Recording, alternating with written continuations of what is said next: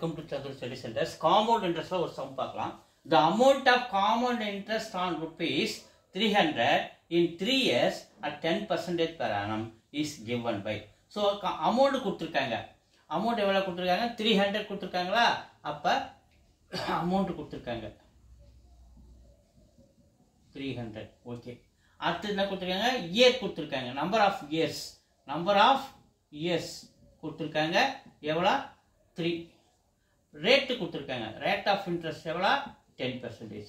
so நமக்கு compound interest வேணும்னா formula P into 1 plus R by 100 power n. R rate of interest 10 இந்த n number of years 3. ஓகேவா? Formula அப்படி submit பண்றேன்.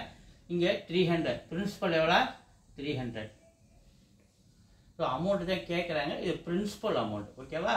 so 300 1 plus R வந்து 10% by 100 n வந்து 3 ன்னு கொடுத்திருக்காங்க. கவனிங்க 300 அப்படியே வச்சுக்கிறோம்.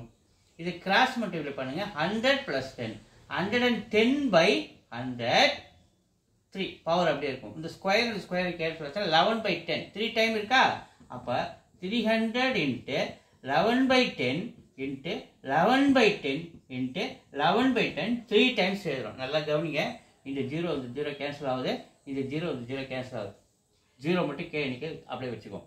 ஸோ இந்த 11 11 மல்டிப்ளை பண்ணுங்க. 11 into 11 121 120 into 11 1331 வரும். ஸோ 11 into 11 121 120 into 11 1331 into இந்த 3 இருக்கு.